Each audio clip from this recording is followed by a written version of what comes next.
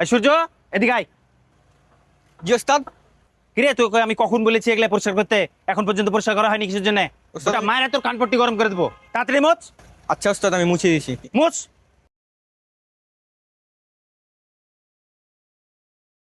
বাবা তাকাচ্ছিস তাকাচ্ছিস কিসের জন্য? তাকাচ্ছিস কিসের জন্য? তাকাচ্ছিস মোচ। তোর এক চড় মারবো ওটা।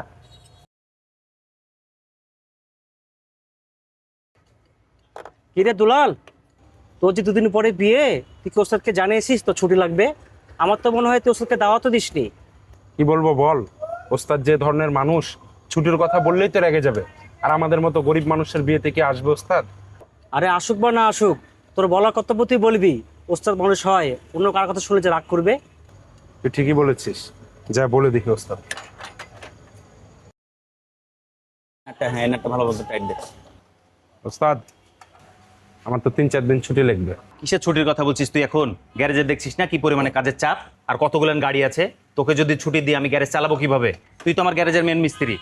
আসলে ওস্তাদ, আমার তো বিয়ে, অন্তত আমাকে 2টা দিন ছুটি দেন। বৃহস্পতিবারের দিন গায়ে হলুদ আর শুক্রবারে বিয়ে। ওহো, তোর বিয়ে? তাহলে তো 2 দিন ছুটি দেওয়াই লাগবে। ঠিক আছে, 2 দিন ছুটি কাটা, কিন্তু 2 দিনে বেশি করিস না কিন্তু। ঠিক আছে, ঠিক আছে ওস্তাদ। যা কাজ কর। আর ওস্তাদ, আপনি আর আপনার পরিবারের সবাইকে দাওয়াত থাকলো। গায়ে হলুদের দিনও আসবেন, বিয়ের দিনও আসবেন। তুই যে তোর বিয়ের দাওয়াতের কথা বলছিস, বউ বাচ্চা নিয়ে তোর বাসায় যাব, তোর বাসায় কি বসার মতন সেই পরিবেশ আছে? আচ্ছা ঠিক আছে, তুই যেহেতু বলছিস বিষয়টা আমি ভেবে দেখবো নি। যা কাজ কর। ঠিক আছে ওস্তাদ। এই শোন, একটু সূর্যকে পাঠিয়ে দিস তো। ঠিক আছে ওস্তাদ।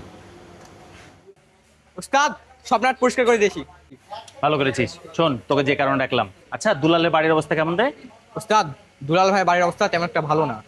উনি কিছুদিন আগে খুব কষ্ট করে বাড়িটা করলো, আর বাড়িতে কোনো আসবাবপত্র নাই। এখন বিয়ে করে নিয়ে এসে নতুন বুকে কোথায় রাখবে সেটা আল্লাহ পাকি ভালো জানে। আচ্ছা ঠিক আছে, যা তুই কাজ কর। শোন, বৃহস্পতিবার আমার গায়ে হলুদ,